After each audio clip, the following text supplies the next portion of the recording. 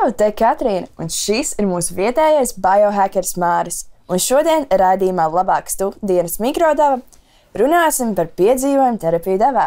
Māri, vai var iepazīstināt ar mūsu viesiem? Jā, šodien mums ir divi piedzīvojumu meklētāji. Māris Resnis, komandas attīstības treneris. Čau, prieks tevi redzēt. Un Didis Krogzems, piedzīvojumu gara treneris un arī ārē entuziasts. Man tāds pirmais jautājums ir, kur jūs paši pirmo reizi izjutāt to garšu tam piedzīvojumam savā dzīvē, nezinu, dabā, mežā, kalnos, kur varbūt atmiņā nāk tā pirmā pieredze? Māri? Jā, man baigi ātri, tas ir tas brīdis, kad es saslimu ar kalniem, kad man vecāki kaut kad man bija 12 vai 13 gadi aizved uz tādas kalnu Digorī, tas ir kaut kur Ziemeļosetija. Bet tad es sapratu, ko tas nozīmē, tas piedzīvojums, jo tie kalni bija tikai tas kulminācija, bet īstenībā kā nokļūt līdz kalniem, tur ar vilcienu 2 diennakts platskartā, tur gulēt lidostā un tad kalni, un tad tas viss apakaļ. Man likās, ka šis ir piedzīvojums vai to saucamo garšu noķēra.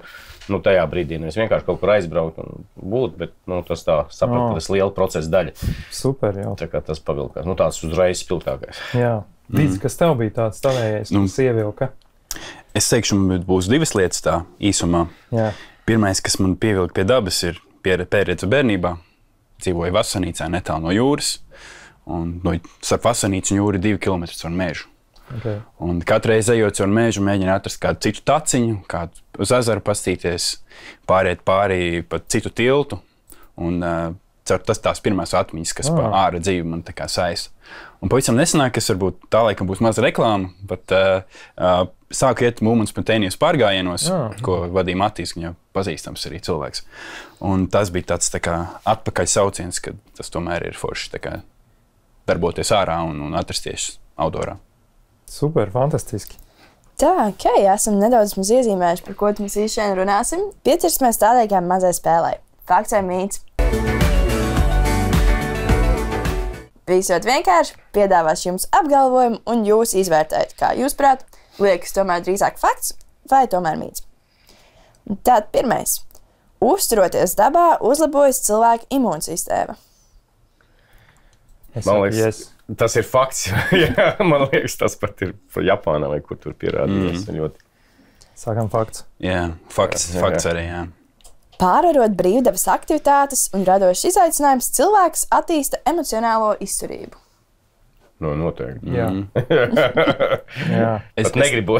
Es teiktu, ka jā, bet tas ir mazliet atkarīgs arī no apstākļiem, no konteksta, kas notiek tajā brīdī. Bet lielākoties, jā. Okay. Dabā vienmēr ir pilnīgs miers un klusums. Viņu var tur dabūt tajā skaļumā, bet jā, nē. Laiks dabā veicina uzmanības un koncentrēšanās spēju.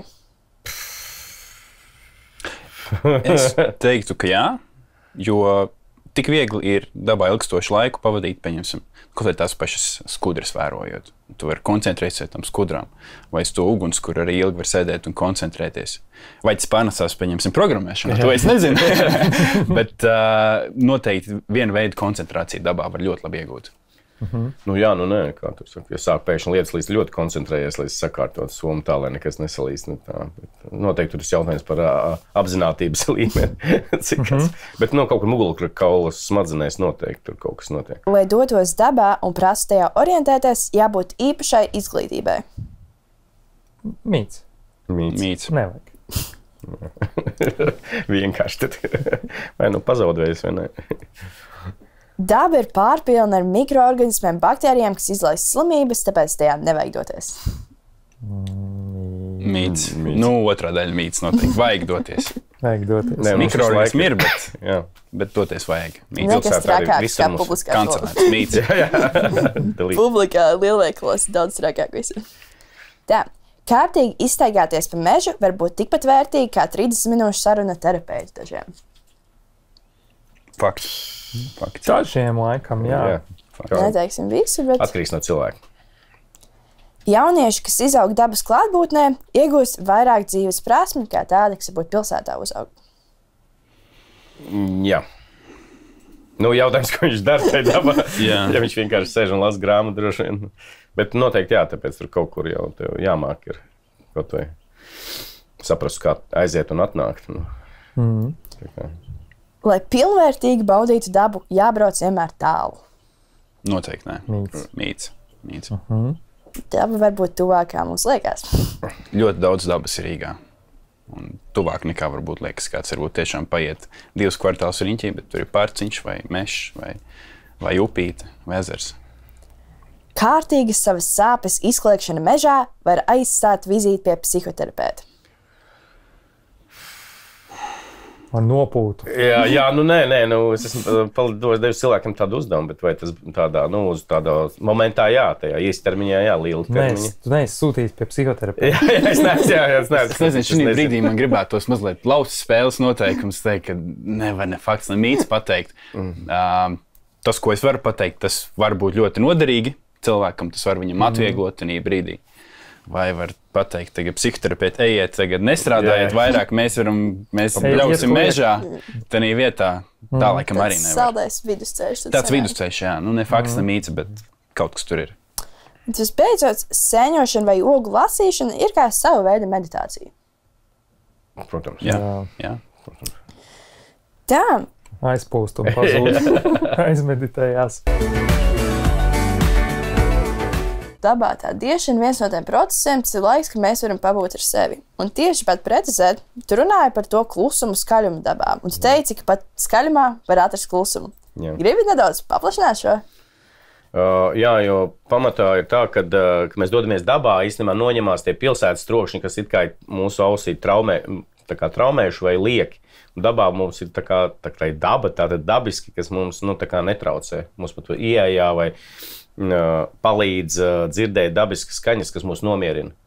Un tajā brīdī tu vari sasniegt to klusumu brīdi, kad vienā brīdī tu pēkšņi, tas saucamais zoom out, un tu sāc dzirdēt, ka koki šalko upi, tā kā tek gar tavu nometni, bet iepriekš tu vispār nedzirdēji. Un tad ir tas brīdis, kad tu ieklausies, jo tur ir, dzirdēt un ieklausīties divas atšķirīgas lietas. Un tad, protams, tas klusums paliek tev iekšā, bet tev vajag to klusumu, respektīvi, tu viņu var iegūt tad, ja tu dzirdi tās skaņas, kas ir neapzināts, vai tu viņu sākumā neuztver kā skaņu. Kā notiek tas diskonekts no pilsētas skaņām uz dabas skaņām? Tur kaut kas notiek. Man liekas, tur tas notikums ir tajā brīdī, ka tās mākslīgās vai mehāniskās skaņas ir nedabiskas priekš cilvēka auss. Tur par frekvencēm es tagad negribu iebraukt tauzās, bet un tad, kad tu dodies dabā, man liekas, tad tur jau tā lielā bilde, ka īstenībā tu pieslēdzies tai dabai. Un tas ir tas brīdis, kad tās skaņas tev palīdz, vai, piemēram, ja mēs paskatāmies uz meditāciju caur mūziku, tur jūs varat uzlikt, okeāna viļņu šļakstus vai delfīnu bļāvienus, vienalga, kad jums jau uzreiz ieslēdzās mieriņš arī dzīvoklī vai klausoties austiņās. Un arī dabā ir tas brīdis, kad, man liekas, tur tas klikšķis pārslēdzās, vai jūs mainat gan vidi, gan skaņu. Man liekas, un tas ir tas brīdis, kad, tur negribu teikt, ka tas ir magic, bet tur tas notiek. Kaut kas notiek. Tā sākot domāt arī par tām skaņām. Tātad šobrīd sāku domāt, mēģināju sevi ielikt tajā vietā, kad esmu pilsētā, gan arī dabā. Un, manuprāt, dabā vairāk skaņām ir tāds kā ritmiskums. Ja pilsētā ir viss vienā laikā, tad dabā tomēr arī putnu dziesmai savs ritmiskums, tam šiem viļņiem arī ir savs ritmiskums. Un tas ir tomēr mazliet citādāk nekā viss troksnis samests vienā čupā, katrs cits. Viņš nav regulārs, tur ir tā skaņa. Jā. Šis uzdevums būs vismaz reizi nedēļā jādara. Ko tas nozīmē? Tas nozīmē, nedēļā tev jādod kāda darbība vai nodarbošanās. Tas var būt jebkas, kas tev interesē un tev saista. Un jābūt noteiktiem faktoriem. Kad tu šo lietu izzini vai dari, tev pazūd laiks un telpa. Ko tas nozīmē? Tev vairs neeksistē laiks, tu aizmirsti, ka tev jāēd, tu aizmirsti, tu esi tik dziļi tajā iegājis iekšā. Tas ir tas, kas ir vajadzīgs priekš smadzenēm. Tas ir tas, kas ļauj atkal smadzenēm mazliet, kā es saku, to elastību, to vairāk tās iespējas dot viņam. Un ko tas nozīmē? Tas nozīmē kaut vai par tēmu, kas tev patīk, vai nu par sevis pilnveidošanos, vai par miegu, vai arī kādu profesionālu lietu. Bet viens no svarīgiem faktoriem, tā, kad to izzini, tu kaut ko piefiksē vai sarunā ar cilvēku, kuram tu to izstāstīsi, vismaz 1 vai 2, 3 punktus. Tas ir tas, kādā veidā smadzenes spēj mācīties. Tas ir tas, kādā veidā mēs palīdzam savām smadzenēm kļūt daudz elastīgākām, lai mums labi strādā smadzenes. Tavs piemērs Dīdzi par to, ka bērnībā tu 1000 taciņām gāji caur mežu. Kas ir tās prasmes, kas tev, atvērās caur to pieredzi, ka tu tagad ej pa grāvi, pa mežu, širā un aizēji tāpat uz to rezultātu, pie jūras, uz kalnu vai vienalga kur? Es pieļauju, ka, ja par prasmēm jautā, tad varētu būt kaut kāda, pieņemsim, tur līdzsvaru izjūta un tādas lietas. Bet, manuprāt, daudz svarīgāk par prasmēm, ko es senī brīdī ieguvu, bija vienkārši komforts būt dabā. Un tā pārliecība, ka pat ja es apmaldīšos, ja es arī tur apmaldījos, nevarēju tikt mājās, es atradīšu to ceļu atpakaļ kādā veidā. Un tas komforts ar dabu, kad esmu komfortā, kad esmu dabā. Tā laikam bija tā lielākā jēga, lielākais tāds iegūms no bērnības, tās pieredzes. Es esmu bērnībā aizgājis no rīta sēņot, pazudis, pats sevi atradu, vakarā atnācu mājās, nevienam vispār, tu atnāci, viss kārtībā. Kas notiek šobrīd? Vai jūs redzat, varbūt darbā ar jauniešiem, pieaugušiem, vai tā pazaudēšanās vai nozušana mežā ir kaut kāda daļa no tās pieredzes, kur es kaut ko atrodu? Es noteikti piekrītu, bet tev novērojams šobrīd, cik es vadu programmas gan jauniešu, bet arī pieaugušo spēja tā kā uzturēties dabā vai saprast to dabu, lēnām krītās.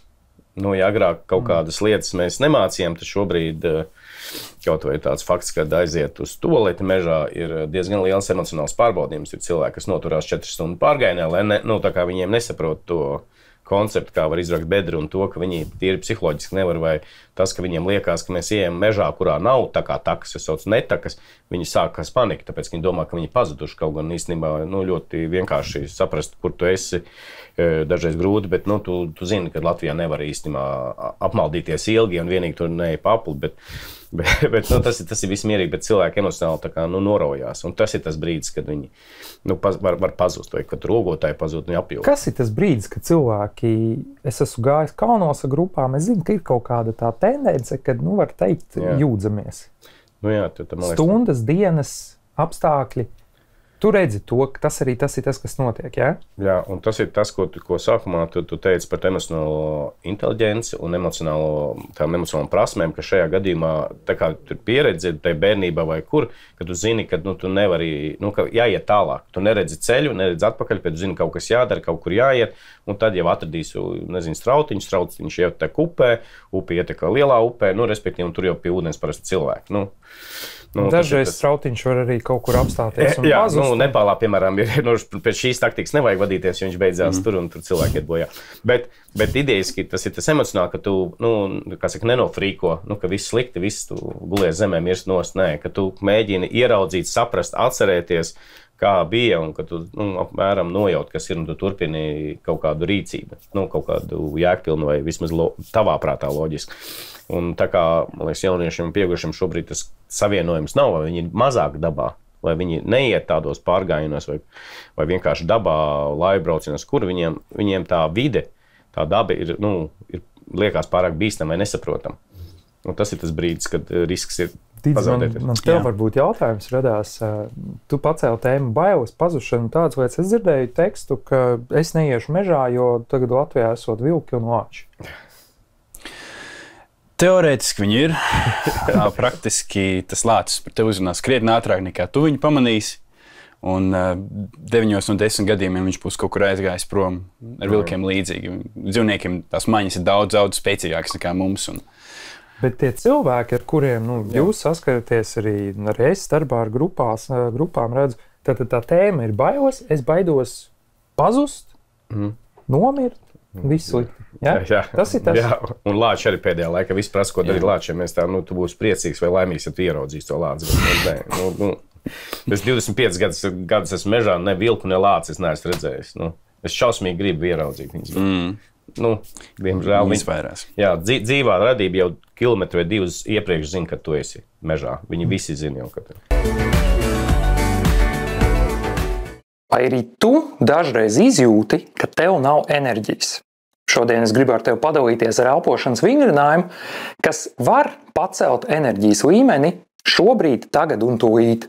Elpošanas vingrinājums 4 sekundes ieelpojam, 7 sekundes aizturam un 8 sekundes izelpojam. Saucas 4, 7, 8 elpošanas vingrinājums.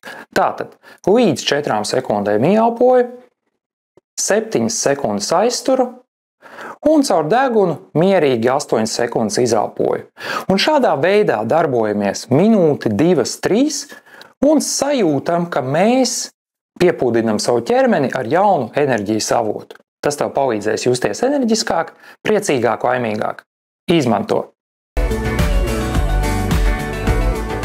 Paturpinot tieši par bailēm, viens ir zvēri, bet otrs, man liekas, cilvēkiem liels bailes mežā ir tieši no tumsas. Tīpaši mēs tojamies vakara laikam, tumsa, bilīvāki koki. Jā. Kā vispār iešana mežā varētu palīdzēt cilvēkiem pieņemt un sākt strādāt ar savām bailēm? Jā, tums ir tieši labs elements, ko piedziem garā mēs izmantojam grupu darbā tieši. Jo tumsā cilvēkiem paliek bail, ir kam nav bail, ir kas iet pa priekšu, tā kā es skriešu, un tur viņi ir jābremzē, pēc saka, tavai neskrien, tur ir akmeņi, tur varēs sasisties. Bet ir kādi, kas arī baidās, un šo ļoti labi var izmantot grupā, kad viņi sajiet kopā, un viņi tās bailes pārvar grupā, esot viens ar otru, un atbalstot viens ar otru pieskārienu un tā tālāk. Un tieši bailes no tumsas ir laba lieta, ar ko var strādāt ar grupām tieši arī. Grupa, daba. Mēs runājam principā par to, ka tev ir atbalsts. Tas ir tas, kas mums ir vajadzīgs. Ja tajās krīzes situācijās, kuras ir dabā mēs piedzīvojam, mums svarīgi to grupas piedzīvojam. Ja?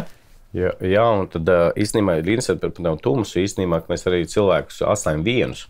Tur ir tie divi aspekti. Tas viens ir grupa, jo grupā cilvēki vienmēr ir dzīvojuši, viņi ir tendence būt grupā. Tā ir aizsardzība. Jo tas, ko teicu par nakts, īstenībā ir nezināmais.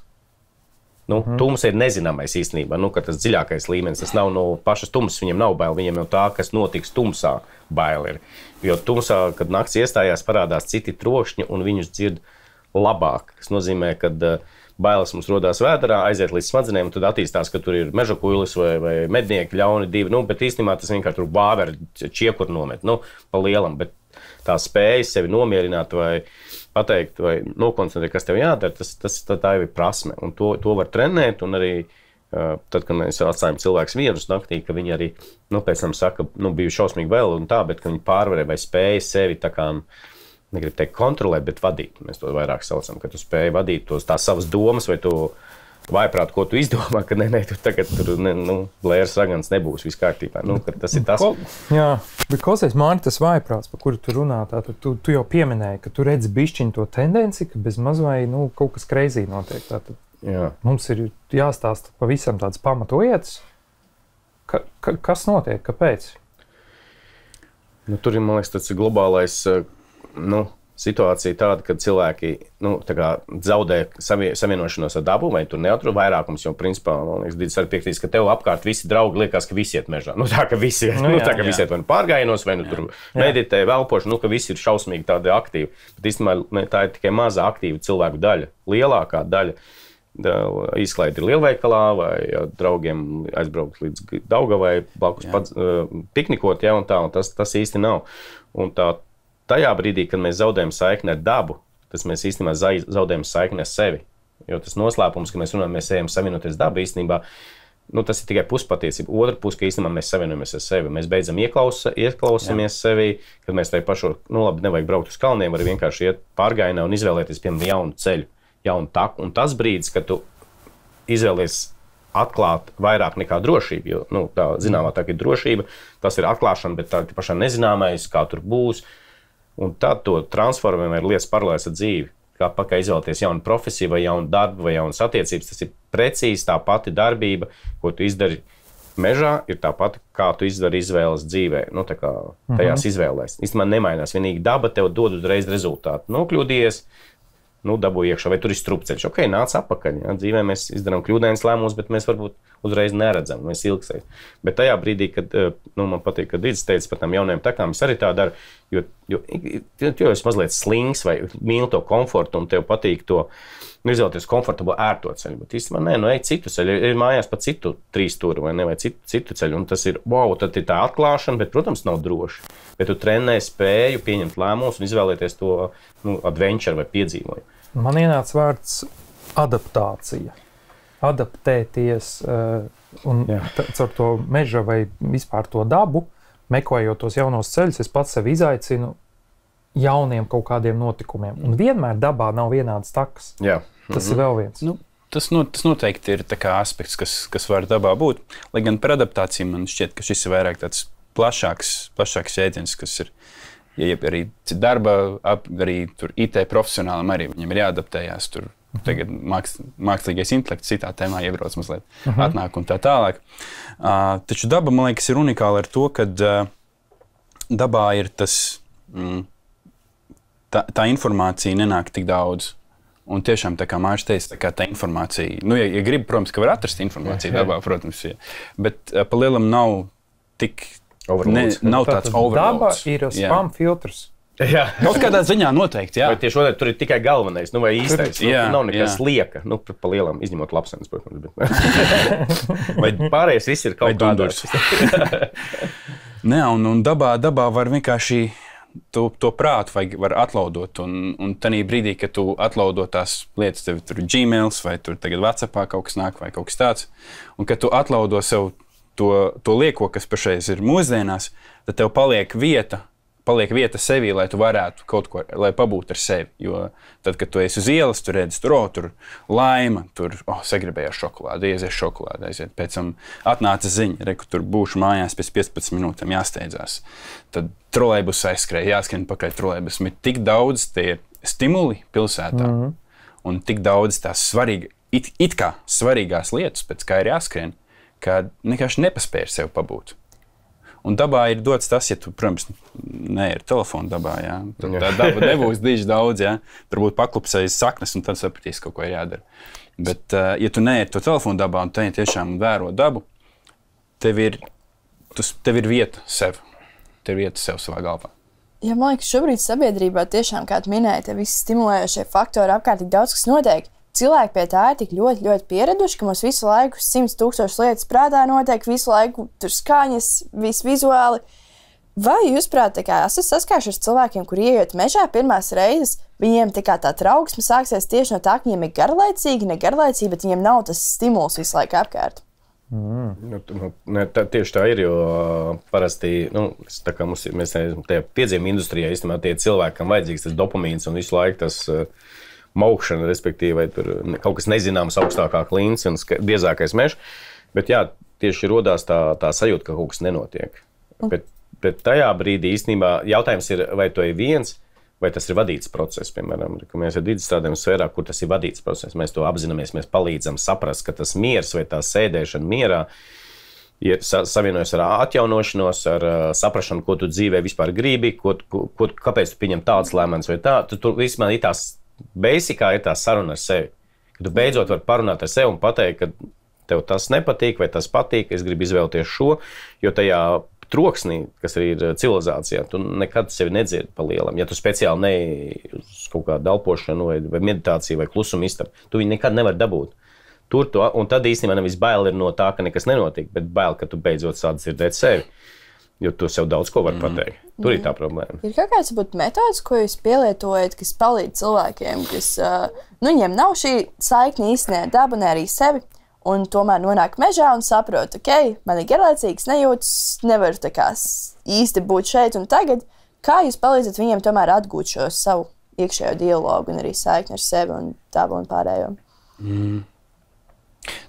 Viena metode, kas pašreiz iešāvās prātā, ir mēs viņam padarām to situāciju mazliet apgrūtinam. Mēs atņemam viņam kādu maņu, pieņemsim redzi, sadalām pa diviem, uzreiz ir fokus, jo nav redzi, ir pieņemsim vai nu kāds viņu vada, vai tas ir kāds no mums, vai tas ir kāds viņa klases biedrs, mēs skolā lielākoties strādājam, vai kāds cits. Un tad uzreiz tam cilvēkam tās maņas atverās, jo viņš grib zināt, kur viņš ir, viņš dzird arī putniņus, viņš dzird arī vēju, viņš jūt, kas ir zem kājām, pasiprināti tajā brīdī, ka viņam vairs nav redzes. Protams, to ir jākontrolē, bet tas ir tāds viens labs veids, kā. Tā gan arī no komforta zonas izlikt bišķiņu vēl vairāk ārā, un tad cilvēks pats pat nepamanot pēkšņi nonāk jau tur. Jā. Jā, un tad es no sevis vienkārši metodi īstenībā, kas man dažreiz pašam liekas, ka mēs visu laiku tajā civilizācijā, visu laiku esam tajā progresa kultūrā, ka kaut kas jātīst, kaut kas jāatklāj, kaut kas jāiet uz priekšu, tur jākļūst labākiem, bet pie dabā, piemēram, mēs liekam, piemēram, ar rokām taustīt dažādas lietas. Nu, vienkārši jūs arī varat kokus, mizu, to pašu dubļus, ja, kaut vai zaķkāposts. Un tas ir tas, ko cilvēki īstenībā zaudē, un īstenībā pēc Covid ļoti baigi daudz pietrūkst cilvēkiem pieskārienu vai sajūtu. Un līdz ar pieskārienu tu, kas saucas, sazemējies, vai tu esi šeit un tagad. Tas viens no veidiem, ka tu apzinies, kur tu esi, jo mēs jau savās smadzenēs vienmēr gribam, ok, pabeigšu skolu, tad tas būs labs darbs un visu laiku skrien uz priekšu, bet šis brīdis ir īstais. Jo nav nākotnes, ir tikai tagadne. Pieminēju to pieskārienu, un tieši es gatavojoties arī atradu tādu interesantu faktu, ka Japāņi uzskata, ka kurpes ir viens no sliktākajiem cilvēces izgudrojumiem, jo pateicoties tam ir pazudusi šī saikne ar dabu, cilvēkiem pašiem ar sevi. Un svarīgi ir staigāt tomēr pēc iespējas vairāk ar basām kājām. Kā jums liekas, ir svarīgi pavadīt pietiekami lielu daļu no dzīves basās kājās? Bet tur vēl tā ķīniešu medicīna, kad to pēdu, tur var visu kaut ko samasēt un tā, bet es esmu pats pamanījis, kad tā kā es eju kalnos, man parasti zābaki ir, tā kā tanki saucamie lielie, un tad ir ik pa laikam, kad viņas novelk, tad ir ļoti interesanti, kā tā kāja atkal adaptējās zālē, un jo viņi ir, parasti pasargāti ļoti no to biezo zoli. Bet jā, principā, tu noej pār vienu uzreiz basas kājas, jo tas saucamais savienojums, connections tur ir baigi. Neapzināti, protams, tā ir ļoti smalka enerģija, bet īstenībā tas ir tas, ka tu saproti, kur tu esi. Jā. Kas ir tas jūsu darbs, tai pieredzē? Apzinos, kaut kas notiek, tur ir kaut kāda izlāde. Kā jūs savā pieredzē atbalstat, redzat, vai esat klātesoši, vai kas ir tās pieredzes, kā cilvēki, kam viņi iet cauri?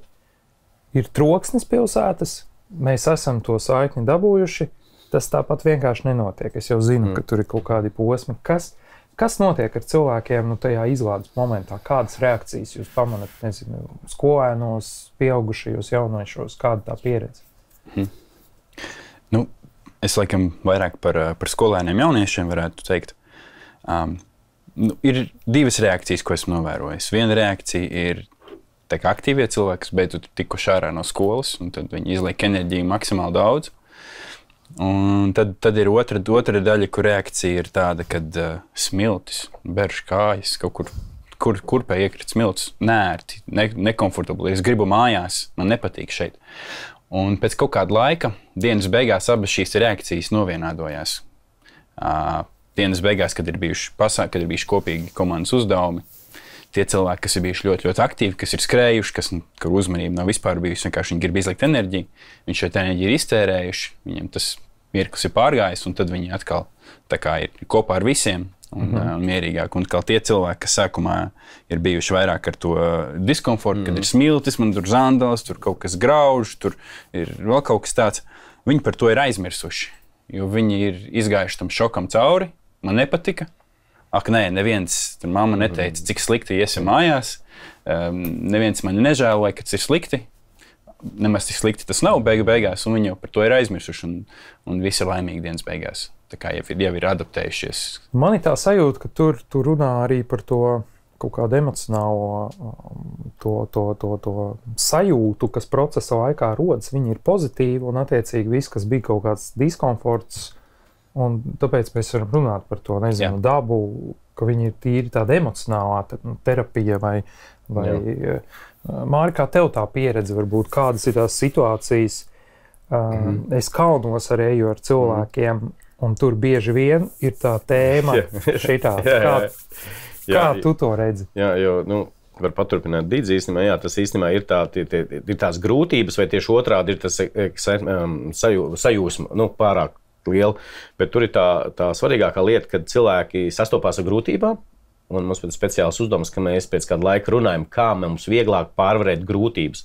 Jo tur īstenībā izkāpt no kalniem ir baigi grūti. Var. Un tad cilvēkam jātiek ar sev galā. Kaut vai ar bežošu zandalu, vai tieši to, ka viņš ir jābūt mierīgam, jo grupas ietvarā jājūt.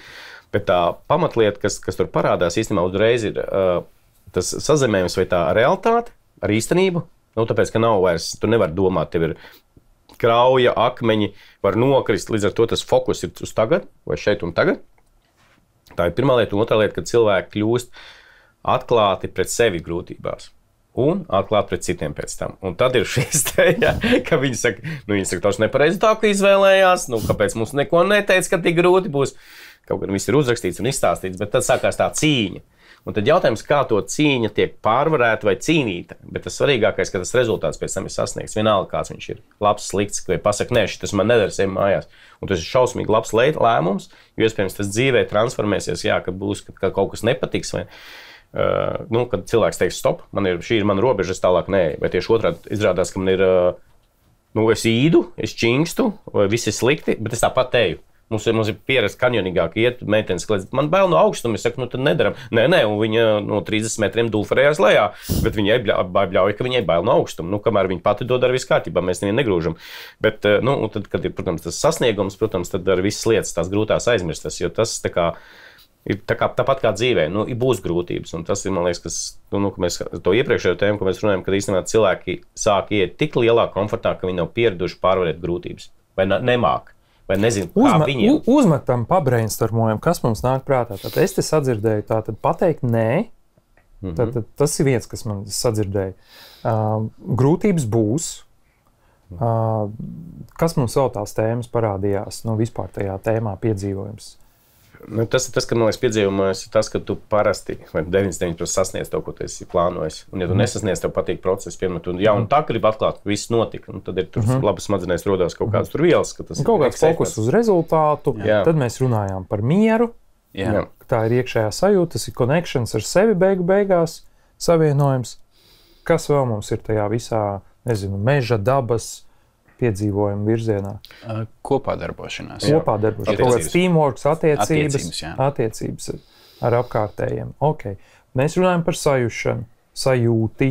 Tu minēji Covid, visas tās maņas. Emocionālā izlāde, tur ir tas process, tātad, raudu, kliedzu, besī, nepatīk un tā tālāk. Kas vēl ir? Kas ir tie bonusi, ko jūs rakstat cilvēkiem, pirms viņi piesakās? Kaut kur uz treniņiem, uz notikumiem. Daudz ko rakstam, bet man liekas, ka to vēl nepieminēja tā atklāšana. Atklāšana kaut kā jauna. Jā, jo īstenībā tas uzreiz reducējas uz to lietu, kā mācīšanās. Ja mums, es ceru, ka tā ir patiesība, ka mūsu smadzenes vienmēr mācās. Arī, ja mēs nedaram, viņa mācās nedarīt. Nav tāds brīdis, ka smadzenes nemācās.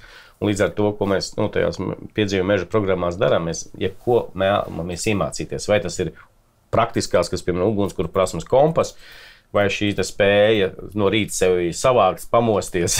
Kaut gan es arī neesmu rīta cilvēks, kā tu sakoncentrējies un saliec. Izdari to, kas tev jādara, kaut gan tu negribi tā saucamā disciplīna. Bet tas ir tā, ka tu pēkšņi atklāji, ka tev tā lieta patīk. Kā uzkačāt presīti, viņu nekačājāt? Ir divi veidi. Pirmais veids ir viņu zīmē,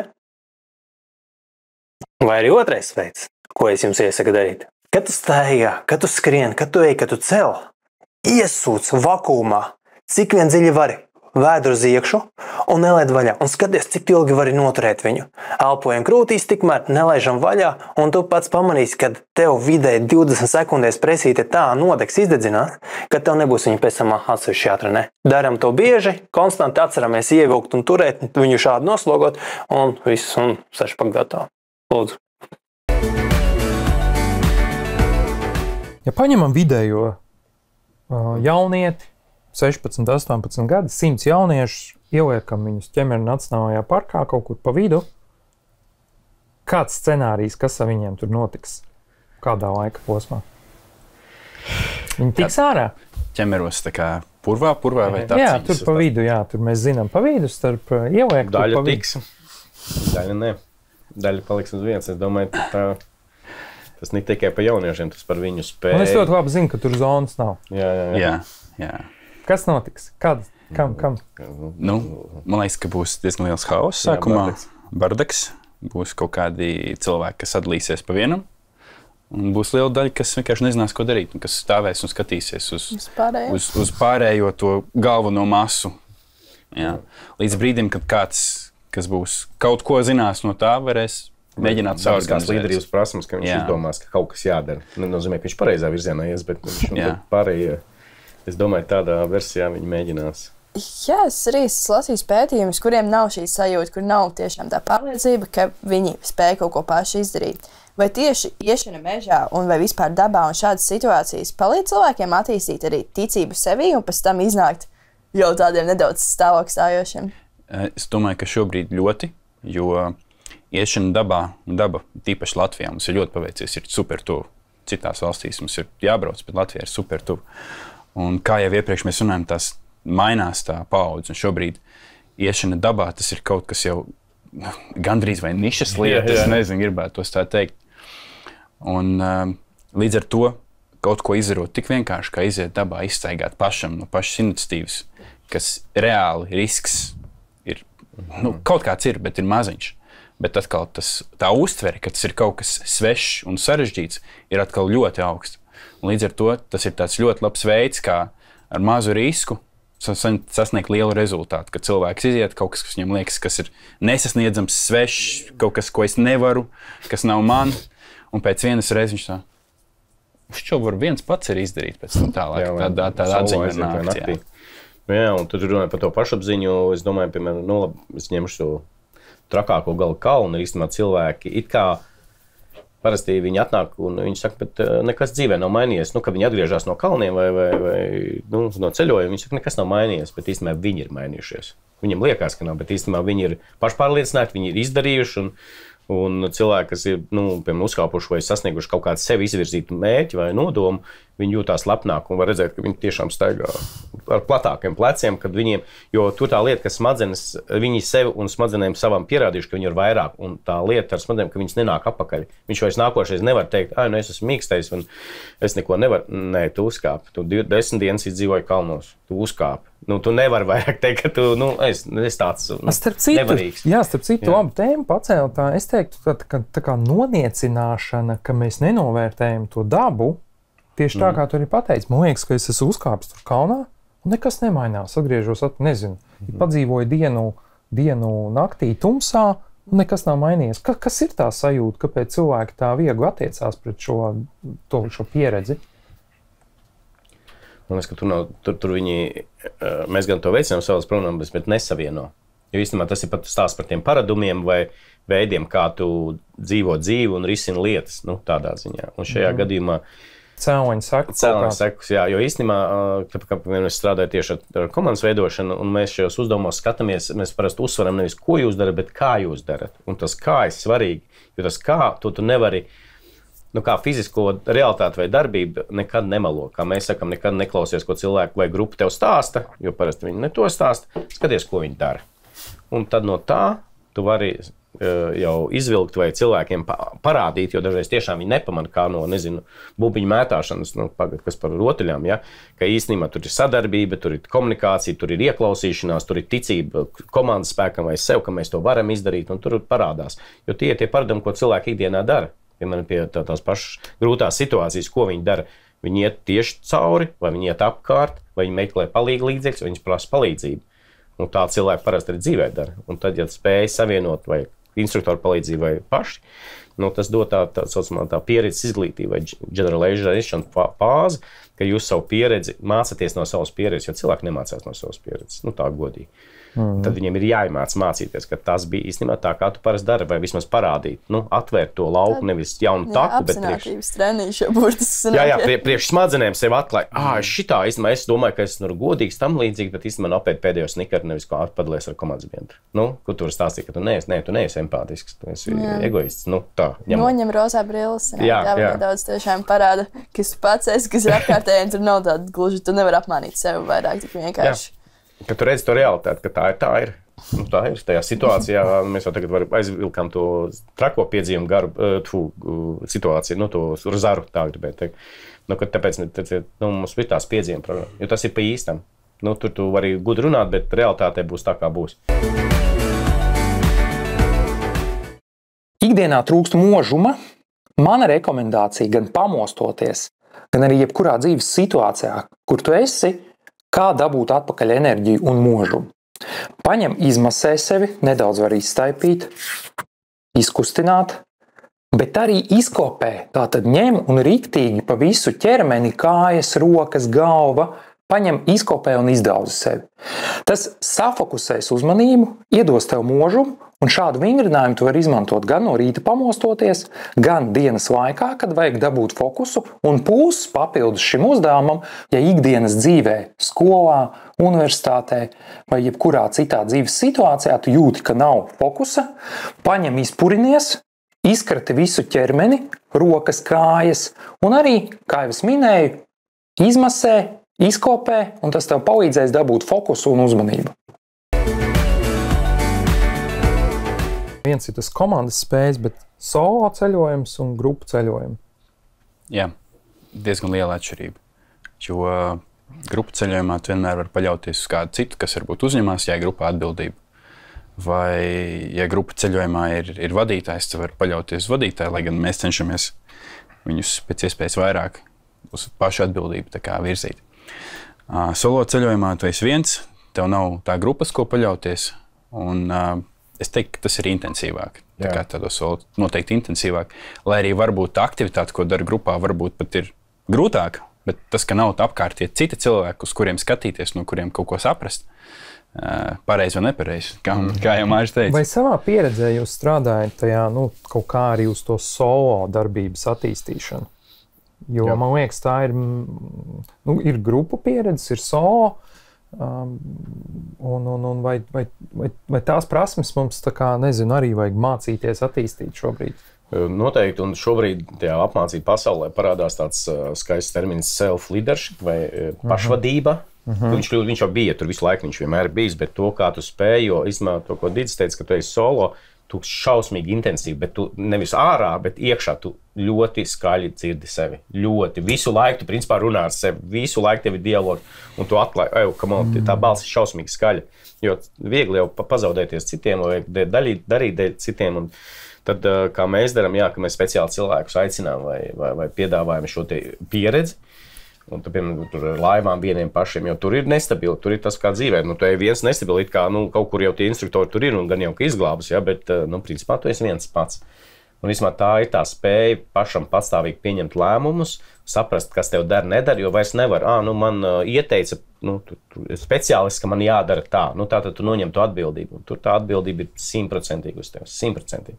Un tu vairs nevari. Kā ir ar atbildību šobrīd, nezinu, strādājot uz skolēniem jauniešiem? Viņa ir lielāka, mazāka, kāda ir tā sajūta, vai mēs spējam uzņemties par sevi atbildību, tā lēmumu pieņemšanu. Māri, tev varbūt pieredze, Didis, tu varbūt redzi, kā ir tā situācija? Viegli pieņemās tie lēmumi par sevi vai nē? Es teiktu, ka samazinās ļoti dēļ tā komforta, tāpēc, ka uzņemtais atbildība, tas ir šausmīgi liels risks. Šausmīgi liels risks, un cilvēki negrib to darīt. Iepriekšējās paudzes tā, bet viņi bija pieraduši, tad tagad ir tā, ka negrib, tāpēc tas komandas darba kults ir ļoti tāds populārs, bet īstenībā tur ir iespēja paslēpties. Kā ZPD raksta, es neiešu prezentēt visus, bet nē, es. Tagad viss tie kolektīvās prezentācijas, tur vienmēr kaut kur var izšmaukt. Līdz kā tev sajūta, tu aizdomājies baigi. Jā, jo tā pirmā automātiskā reakcija, tā atbilde, kas nāk ārā, ir tu ir samazinājies.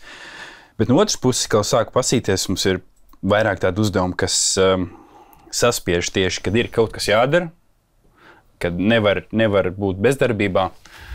Un tad bieži vien, ko redzu šādos apstākļos, ir tāds labs komandas darbs, kad uzņemās atbildību, spēj deleģēt un spēj izpildīt, ir salīdzinoši retums. Bet bieži vien, ko var redzēt tādās aktīvākās klasēs, ir tieši par skolēniem runājot, ir, kad visi grib uzņemties atbildību. Un visi reizē grib to darīt, un tas arī nestrādā. Tā kā es laikam nevaru tā viennozīmīgi teikt. Jautājums, vai tā ir uzņemties atbildību, vai darām tā, kā es gribu, tāds egoisms. Darīsim tā, kā es izdomāju. Tas noteikti ir egoisms. Tur jāapskatās, kā tas noteikti ir egoisms klāt, bet reizē tur arī ir tā atbildība, kad es veicu darbības, lai rezultāts iznāktu. Tikai viņi nespēj sarunāties. Tā kā es laikam nevaru teikt tādu viennozīmīgi, ka ir samazinājies vai palielinājies, bet Kā ātrāk ieiet tajā sajūtā, vai tā visa tā meža pieredze, dabas pieredze vienkārši ātrāk sapūst tajā, ko jūs redzat? Kā ātrāk nonāk tajā stāvoklī? Vai kas ir tie apstākļi? Man liekas, tā ir vienkārši atbilde, tur ir darbība. Vienkārši darbība un skatīties, ka tur kā vienmēr mēs sakām, ka tas izaicinājums varbūt nav noiet lielāko takas posmu ar smagāko mugursomu. Varbūt tad ir tas jāstāsta tie pretējie virzieni, kad varbūt nekur nav jāiet. Ir jāpaliek uz vietas sevišķi aktīviem un saprast, kas ar tevi notiek, kā tas iekšējais process. Un tā kā tas ir atgriežamies pie tās atklāšanas. Kad tu skaties, ka tu esi nazīts tur laivu braucienā, tad varbūt nevajag laivas vai kaut ko citu mēģināt. Vajag atklāt, nebaidīties vai iet uz to risku atklāt. Piemēram, es arī esmu bijis deju terapijā, piemēram, pastīties kāds ir, jo man liekas, tas ir, pilnīgi nestrādā priekš manis. Nevisai strādāja, bet priekš citiem ļoti labi. Viņi atklāja, ka tu parasti saki, nē, šitas nav mans, tad pamēģini, tad pasaki, nē, šitas nav mans. Tas par to dabu, kad aiziet, jā, protams, būs odi, jā, ka visi parasti cilvēki pēc tiem arī mūsdienās, odi, tur labi, un tad mēs, būtu zinājis Jāņos, tie ir odi, vai tur, kad nomirt var, bet bet cilvēkiem ir tā kā īstenībā katram savs tas izaicinājumi pakāp, bet tā ideja, ka tu dari kaut ko labi, pasties blakus, varbūt tu priekš sevis var atklāt, ok, tu nebūs jādara, tu varbūt to, un to var izdarīt dabā, ka tu esi viens, tā kā, un sarunā ar sevi. Tas ir tas svarīgākais. No manas puses noteikti tas pats arī vienkārši jāiet un jādara.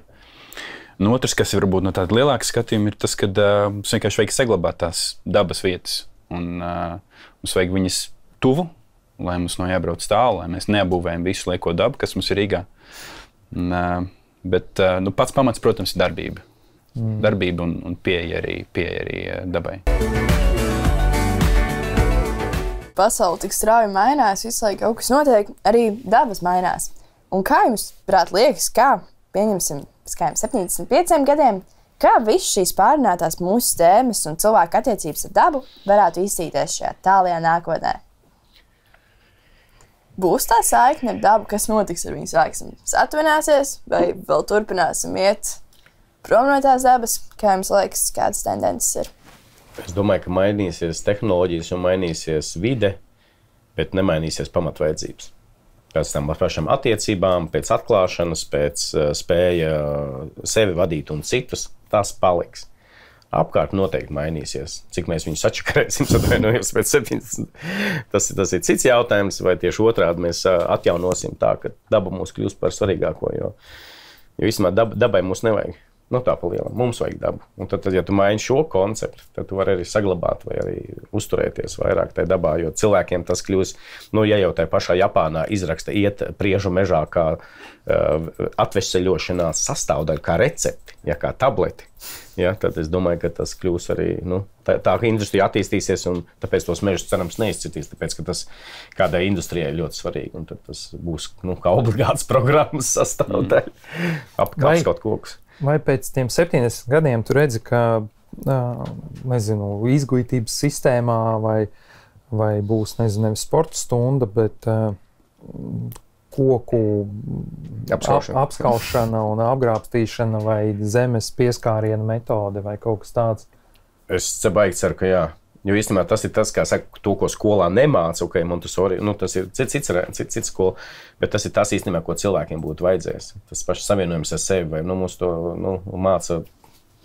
Ja tu netrāpi pie pareiziem cilvēkiem, neieraugi internetā pareizo reklāmu vai Facebookā, ja tur elpot, rūdīties un to, tad tu vari visu dzīvi nodzīvot, nezināt, kad īstenībā, kas tev parasti cilvēkiem tajās saucamajās pusmūža krīzēs, vai nav tādas krīzes, vienkārši viņiem mainās vērtības, un viņš saprot, ka ballīte nav tik svarīga, kā pabūt ar sevi vai sev tuvajiem. Un tad es ceru, ka tajos pēc 70 gadiem tur arī to cilvēku beidzot būs saprast, viņi to sen jau zina, bet ar to jau nepietiek, ka tu zini, ka viņi arī sāks to pielietot praktiski. Vai saucamie, meža terapeiti, speciālisti, outdoor speciālisti, viņi būs kā, mega krūti speciālisti, jo tiešām vajadzēs cilvēku bez mazā ar mašīnu no pilsētas vest, jo, visi ieslēgsies vēl vairāk tajā betonā. Un kā tu, Didzi, to redzi? Jā, šobrīd tā izskatās, ka cilvēki vairāk aizies uz uz to civilizācijas daļu. Necivilizācija mežā ir paliks. Necivilizācija paliks mežā, jā. Viņš kļūst par ekskluzīvu produktu. Kad šobrīd arī mākslīgais intelekts un tik daudz visādas jaunas iespējas tehnoloģijā, kas ir sēžot pie kompja, tā kā pavarās, kad domāju, ka jā, lai gan, ja mēs skatāmies tālākā nākotnē, mums cilvēkiem darbs nebūs tik daudz, mēs sēdēsim uz šo te Universal Basic Income. Varbūt mums arī parādīsies vairāk laiks tā kā izpētīt sevi un dabu, bet tā ir tāda fantāzija. Nevar zināt, kā notiks īsti. Labi, bet fantāzija aizējam tajā tehnoloģiju virzienā varbūt, teiksim, es uzvalku virtuālās brīvos, vai es varu visas maņas, to, ko jūs šobrīd mācat, varbūt reāli pieskārties, vai es varu? Viss notiek. Es domāju, smadzenes var apmānīt, bet ne uz visām 5 maņām. Ne 100%, un tas ir tas, ka noteikti redzi jau noteikti var, bet mēs zinām, ka mēs varam apmānīt. Tāpat sapņojot, iedomājieties, ka mūsu smadzenes nesaprot, ka tā nav realitāte. Bet es domāju, to pašu pieskārienu vai sajūtas, vai šajā gadījumā, par tām tehnoloģijām cilvēki aiziet tehnoloģijās, bet kāpēc ir depresijas, kāpēc ir trauksmes pēkšņi parādījās, kad es augu vispār par tādām lietām, vispār neviens nezināja, kurš soņamies lupatu, ko tu, tā, ja godīgi, tagad ir viss šitās, bet tas ir tikai tāpēc, ka cilvēki, tajā datorā vai precīzāk galvā viņi dzīvo ļoti daudz, un jautājums, vai viņi dzīvo ķermenī. Un savienojumā ar ķermeni, vai tas ir tas. Un tad īstenībā cilvēki tajās mākslīgi intelektu lietos, es ceru, ka viņiem būs laika tam, un tad ir, pēc tāda lieta kā mīlestība jau nevar nokupēt, vai, tā, var tēlu, nofēkot, ka, vai rūpes, vai ģimenisko sajūtu, to nevar. Un to vienmēr cilvēki gribēs. Un dažreiz ir cilvēki, kas atrod to dabā, vai saprot dabā precīzāk, vai atklāja. Bija tāds ātrais jautājums, vai pēc 70 gadiem daba būs? Noteikti. Es domāju, pozitīvi domāju, noteikti būs. Sāks aizsargāt. Izklausījās ļoti pārliecinoši, man liekas. Tas vieš cerības par visām maņām, ka būs, kur viņas trenēt, kačāt, spēlēties ar viņām un darīt. Jā, okay. Jā, es domāju, šīs nots arī varētu atgriezties atpakaļ tagadnē. Un tagad jums gribētu palūgt, varbūt jūs katrs varētu iedot tādu kā mini atziņu vai padomu vai vispār kādu tips and tricks, ko jūs gribētu novēlēt skatītājiem, kā viņi var dabūt šo saikni ar dabu, ar sevi, vispār, kā mēs runājam. Varbūt tāds ļoti, ļoti vienkāršs padoms, bet man ļoti efektīvs. Viss, ko ir jādara, cilvēks sēž pie datora. Viņš pie datora ir visu laiku. Viņam jātur Google Maps. Viņam ir jāapstās, kur viņš tuvākais dzīvo, pasīties, kur ir tuvākie meži, kur ir tuvākās upītes. Viņam ir jāpiezumo, varbūt viņš arī iet vēl arī Street Viewā. Jāiztēlojās. Tad jāaiziet mežā. Dabā. Jā. Īsi vienkārši. Jā. Līdzīgi īstenībā tas, manuprāt, ļoti labi tas atziņa vienkārši, ka tev dienā, un laimīgi mums Latvijā un Rīgā arī to var pilsētās lielās, kad vismaz pusstundu tu vai ej pa parku, vai aizēj līdz parkam, bet esi tajā vai ieraugi, jo tur arī uz redzi atpatina redzi, un cik tur, jo dabā mēs redzam dažādos attālumos, datorā mēs neredzam, un tur atkal ieslēdzās cits raidījums. Bet tas ir tas, kad vienkārši disciplinēt sevi un ik pa laikam būt. Un tad arī būs mierīgāks prāts, vai Japāņu vadītājiem, piemēram, ir pusstundu jāskatās uz baugu kociņu, jāslēdz viss, tikai jāskatās uz to vienu maziņu kociņu, kas ir puķpodā. Bet tas palīdz viņam pieņemt, viņi izdomājuši, ka tas palīdz pieņemt labākus lēmumus. Tāpēc, ka iestājas tas miers, tev viss tas troksnis noņemās, un tad atrodiet savu baugu kociņu pusstundu dienā. Jā, katru dienu. Un tad, ja tu vari atrast ikdienas rutīnā lielajā, ka tu pusstundu paliec mierā, tad, man liekas, ļoti labi priekš tevis un citiem arī. Man atnāk tas, ka varbūt pieņemt to dabu un papētīt nedaudz vairāk, ka viņai ir nozīme. Tā sinhronitāte, par ko mēs runājam, ka vajag sasinhronizēties, man var būt ar tādu dabas pieņemšanu un tiešām patika, ka visi mūsu eksperti šodien teica, jā, daba būs pēc 70 gadiem, ka viss turpinās un tad sasinhronizēt sevi ar dabu. Kādā veidā? Da vienalga. Jā, es piekritīšu un vēl piebildīšu, ka manuprāt, tieši par to melošanu sev. Un, ja kādam, ja tu jūti, ka tu pats varbūt, ka tu jūti jau prāts sāk nedaudz jau apmānīt sevi, vai kāds varbūt kādam ģimenes loceklim vai draugam, ka tu jūti, ka tas prāts jau tur pārāk nodarbināts, pārāk jau tur sāk čubināties, aizsūtiet viņus uz dabu, aizsūtiet viņus uz mežu, aiziet paši uz mežu. Un novelkat rozā brilles un tiešām atrodat to saikni un saprotat, kur jūs esat un ko jūs darat. Tikai jā. Pasūtīt uz mežu. Pasūtīt uz mežu. Aizēju uz mežu. Uz mežu. Tikai jā, es domāju, ka es sūtīšu arī jūs visus uz mežu, sūtīsim skatītājus uz mežu. Un šīs nots arī beigsim šo epizodu. Un paldies jums visiem liels. Paldies par skatīšanos. Tad jau tiekamies nākamreiz. Paldies. Tā. Tā. Yes. Paldies! Čau.